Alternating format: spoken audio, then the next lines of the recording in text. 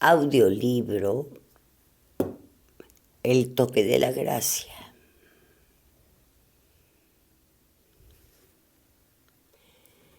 Gracia significa asistencia divina. Cuando digo el toque de la gracia, es que esa gracia tocó mi ser. Jesucristo vino a dividir este mundo, o dividió, mejor dicho, las aguas. Cuando Moisés iba a cruzar, dividió las aguas para que pudiese pasar el pueblo de Israel esclavizado, que pudiese pasar a la libertad. Por eso divide en dos. Un tiempo en Egipto y el otro cruzan el mar y llega la liberación de ellos. Pero los lleva al desierto. Siendo esclavos, pues tenían sus casas, tenían sus animales. Pero cuando uno va al desierto, es donde no encuentras nada. No hay nada en el desierto. Solo sol ardiente durante el día y por la noche un frío, pero vamos a decir gélido. Se supone que estas personas tenían un pasado en Egipto, el de la esclavitud. Pues lo mismo hizo con mi vida. Divide mi vida en dos. En un antes de él, que yo estaba esclavizada, pues con una serie de vicios, esclavizada en la amargura, en la decepción, en la desesperación, en la depresión. Y todo esto hizo, pues, como es obvio, que mi vida fuese un desastre total. Un desastre total. Perdón. Y entonces dije yo, el Señor ha dividido mi vida en dos. Un antes donde mi vida era pues una vida disoluta. Trataba de, vamos a decir, como unos paliativos. Trataba de ese dolor profundo que había en mi corazón. Mi mente perturbada, atormentada, depresiva, decepcionada, vuelvo a repetir. Entonces cuando Jesucristo viene a mi vida, Él divide mi vida en dos. En un antes de Él, que mi vida era un fracaso total, y un después de Él, donde primero que nada descubro que Dios es mi Padre y Padre también de ustedes. Muchas veces en los colegios, cuando nos hablan sobre Dios, no nos dicen que Dios es nuestro Padre, que Dios nos creó. Nuestros padres naturales nos procrean, que es diferente,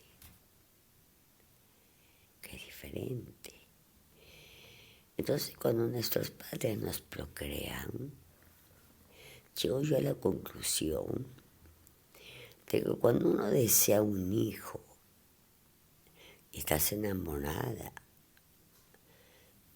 o ilusionada de la persona a la cual te vas a unir en el hecho nupcial, entonces viene el deseo ardiente de tener un hijo. Mi hijo fue un hijo deseado. Yo tengo un solo hijo. Y ahí paré de contar. Hubiera tenido un segundo.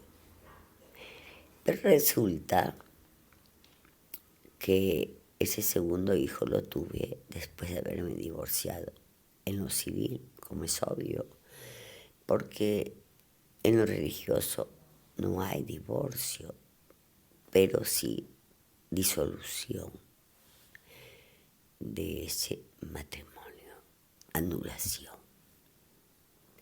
lo cual no fue de mi interés y sigue siendo que no es de mi interés. Como les digo, y ustedes lo saben bien, cuando uno es joven, primero actúas y después piensas según las consecuencias. Cuando las consecuencias son buenas, ni piensas. Pero cuando las consecuencias son malas, pues uno dice, uy, ¿qué he hecho, no? Porque no es que no sepamos lo que hacemos, sabemos muy bien lo que hacemos. Lo que sucede que aquellos traumas que hemos recibido en nuestra niñez no nos permiten vivir ni una adolescencia ni una juventud saludable. Entonces, es allí donde millones entramos en el camino, pues el baile, las discotecas, la lujuria, el alcohol, las drogas. Pero cuando yo conocí al Señor y Él me tocó con su gracia, comencé a entender las cosas, comencé a entender muy bien las cosas. Yo vivía en los Estados Unidos y tenía mis comodidades, había ido como había entrado legalmente, como todos entramos con visa de turista. Y viví allí y pude reconstruir mi vida, pero no mi vida en el aspecto espiritual, sino en el aspecto ordinario del trabajo.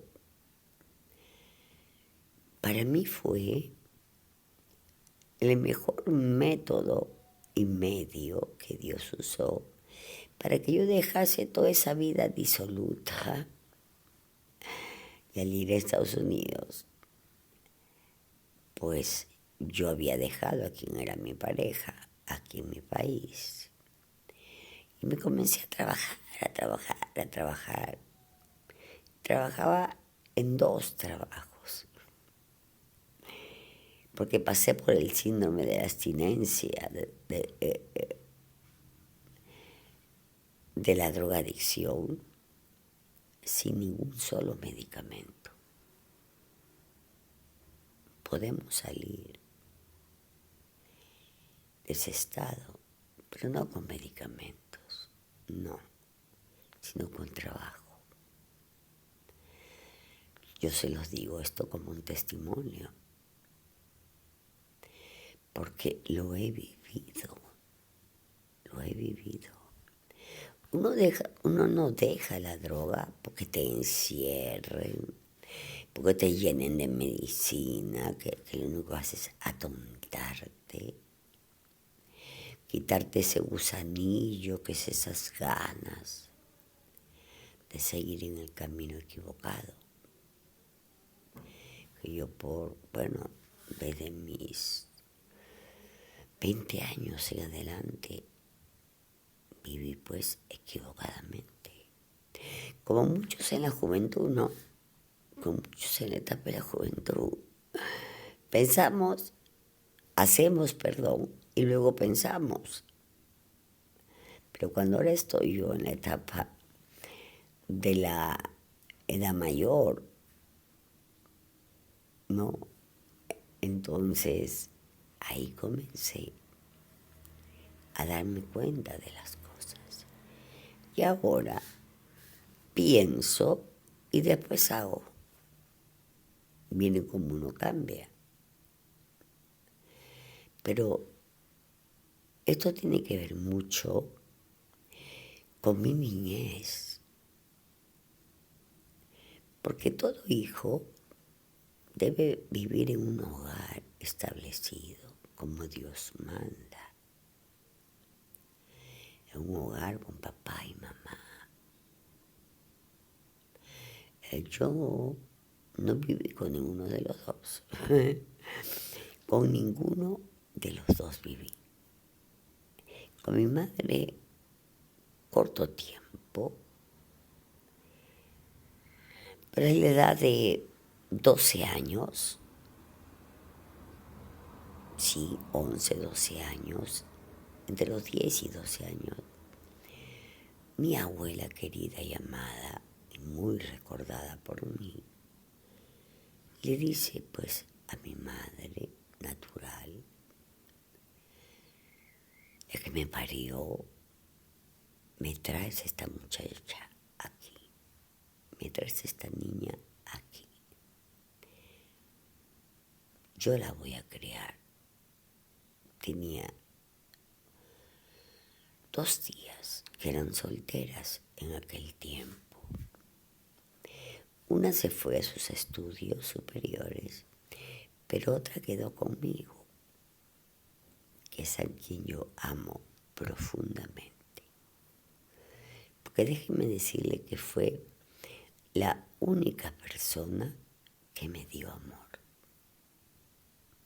Mi abuela era muy gentil, muy generosa, me atendía en cuanto a mis alimentos. Pero esta tía mía no suplió el puesto de mi madre natural. Porque tengo otra madre, cosa que también me enteré en mi etapa ya de adulta, cuando conocí al Señor, cuando Él divide mi vida en dos. Me enteré de muchas cosas, entre ellas que tengo otra madre, Nuestra Señora María Santísima, Madre del Señor, porque Él no las dejó como madre en la cruz antes de expirar. Y le dice a Juan, quien representa a todos nosotros los bautizados, que nos hacemos discípulos del Señor por medio del sacramento del bautismo. Pues Juan nos representa a todos. Y es ahí donde el Señor le dice, hijo, he ahí a tu madre. Mujer, he ahí a tu hijo. Mujer, era su mamá, pero la llama mujer. Este mundo no se hubiera poblado de tantos millones de hombres y mujeres si no hubiese una parejita, hombre y mujer, que al unirse en el lecho, pues se produce el milagro de la procreación.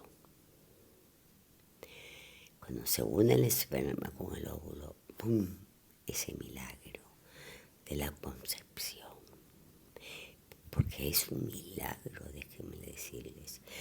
Y por otro lado, pues cooperamos con Dios en el mandato del Génesis de procrearnos y multiplicarnos. Pero no pues con hijos de la casualidad como yo ya hago. No, sino con hijos amantemente deseados, ya que los llenamos de mucho amor, porque los hemos deseado. Mi hijo fue un hijo deseado, vuelvo a repetirles. Pero ¿cómo son las cosas de la vida? La vida desde un comienzo me separó de mi hijo. Cuando yo di a luz a mi hijo, era muy jovencita, entre los 17 y 18 años. Pero resulta que a los 15 días que di a luz, que alumbré a mi hijo, pues me dio una peritonitis. Y pues tuve que ir al hospital a que me operaran. Y por parturienta y encima con un afebramiento que no podían controlar, no pude ver a mi hijo 3 meses. Y fueron unas tías mías quienes lo criaron esos 3 meses, quienes vivían con mi abuela. Ya no eran 2, eran 3 en ese tiempo. Y entonces se compartieron el atender a mi hijo por mí. Yo no pude darle de lactar a mi hijo.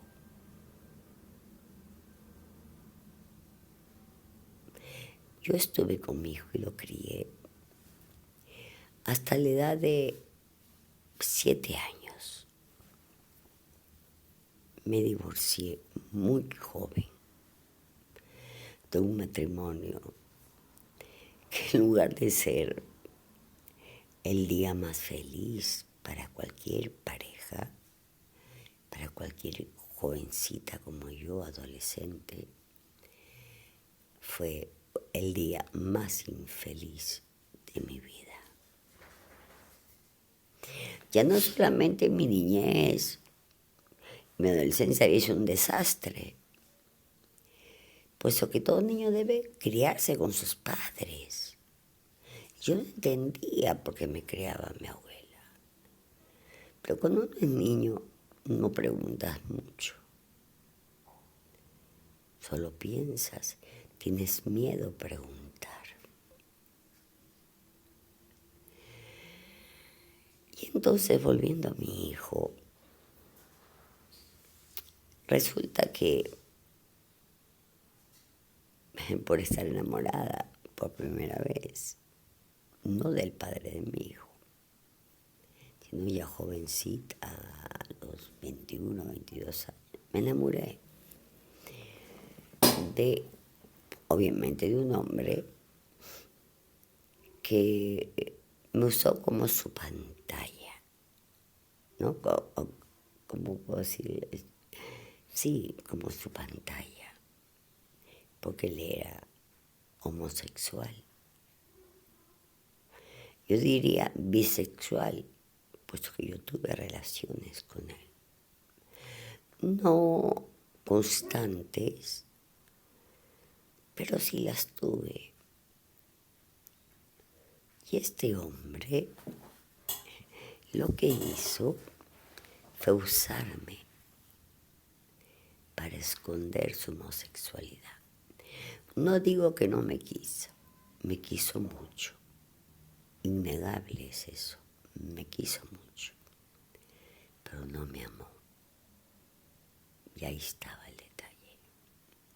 Yo sí estaba enamorada. El enamoramiento, según dicen los entendidos, es como una ilusión, es una ilusión. Es como que estamos en una burbujita, ay, sí, inventando 1000 tonterías. O es el amor de mi vida por siempre y todas las cosas que suceden en la adolescencia. Pero en la adolescencia podemos enamorarnos, sí, pero llegar a amar a alguien es muy difícil. No es la etapa para que las personas amen a otro. Porque nos podemos enamorar, ilusionar, vuelvo a repetir, y vamos a elegir pues a este porque me gusta. Pero no, ni siquiera tenemos pues la condición y el estado mental y físico que ocurre en la juventud, ¿no? Después de los 21 años, 19 años, 18 años. Como que ahí, como que uno va tomando un poco más de rescato. Entonces el padre de mi hijo, pues me causó una desilusión muy grande, justamente el día de nuestro matrimonio religioso. Y el día de mi matrimonio en lo civil, yo aborté. El mismísimo día. A las pocas horas de haber venido de la municipalidad para ese matrimonio que nadie quiere casarse a esa edad, sino que en mis tiempos, muchacha que salía embarazada, matrimonio, así, matrimonio. Ahí no valía lo que uno dijera, no, no. Y se truncó mi vida, porque yo tenía las expectativas de ir a la universidad. Entonces, ¿se imaginan ustedes tener un hijo tan jovencita? Mi señora madre, pues había mudado a otra ciudad, a otro distrito de la capital. Yo soy de Lima, Perú, y estaba un poco lejos de mí. Ella ni enterada estaba de todo lo que ocurría en mi matrimonio. Venía de cuando en cuando, de visita, muy rápida, no a verme a mí, ni a preguntar cómo iba mi matrimonio, sino a ver a mi hijo, su nieto, a quien no debo negar, ella lo ama muchísimo. No solo porque fue su primer nieto, sino porque era varón encima. Yo tengo una sola hermana natural. Muchos hermanos sobrenaturales, sí, porque todos somos hermanos entre sí. Porque tenemos un solo Padre en común, Dios. Dios, un verdadero Padre y el mejor de todos. Ahí nos quedamos y continuaremos después con el toque de la